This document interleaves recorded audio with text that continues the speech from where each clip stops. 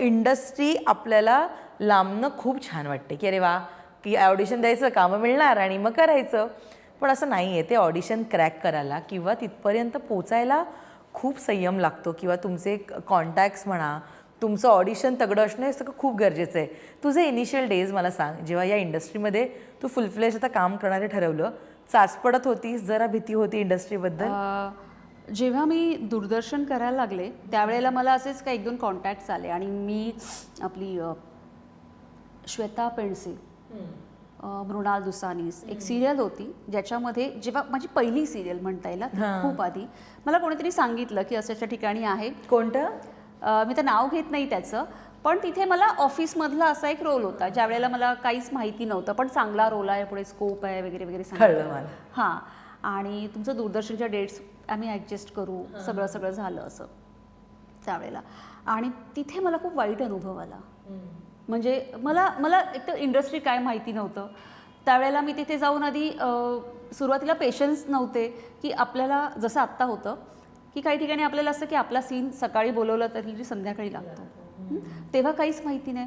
मग तेव्हा ती चिडचिड की अरे आपल्याला सकाळपासून बोलवलं आणि बसवून ठेवलं आहे. मग नंतर काही जेव्हा आपले सिनियर्स असतात किंवा काही चांगली लोकं असतात तिथून आपल्याला कळतं की आपण एकदा दिवस दिला ना की तो दिला, मग आपण शांत राहायचं. मला अशी वाचनाची आवड होती, मग माझी पुस्तकं माझ्याबरोबर असायची. म्हणजे अजूनही माझं एक पुस्तक माझ्या बॅगमध्ये असतं रोजचं. तर मग तो थोडासा एक हे झालं आणि तिथे बऱ्याचशा गोष्टी मला नवीन हे झाल्या. माझं दूरदर्शनच्या डेट्स नंतर ॲडजस्ट करेन असे झाले किंवा न सांगता तुम्हाला रिप्लेस केलं गेलं, अशा काही गोष्टी पण झाल्या ते तुम्हाला. त्यामुळे मला त्यावेळेला ते खूप चाचपडणं होतं की अशाच पद्धतीची ट्रीटमेंट असते की काय इथे. मग तिथून पुन्हा मी बॅकआउट झाले. मग जेव्हा ॲड्सचं सुरू झालं तर ते तर फारच वेगळं बघितलं की तुम्हाला फार छान, म्हणजे अगदी रिस्पेक्टफुली ट्रीटमेंट दिली जाते, छान पैसे दिले जातात आणि तुम्हाला खूप चांगली वागणूक दिली जाते.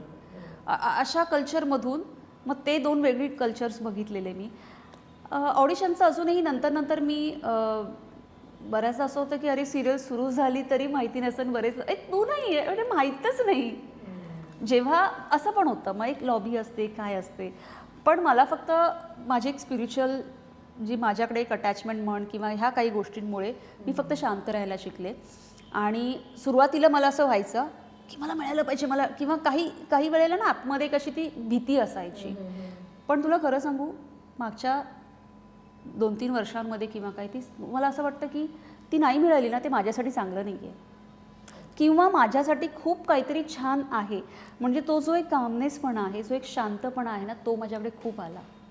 तर त्याच्यासाठी ऑब्व्हियसली या सगळ्या गोष्टी फार मॅटर करत होत्या. पण ती भीती आता मला अजिबातच नाही वाटत, अजिबातच नाही. म्हणजे मी तो वेळ ना छान पुस्तक वाचण्यात घालवते, माझ्या मुलीला देते, किंवा मला माझा मी टाईम असतो तो.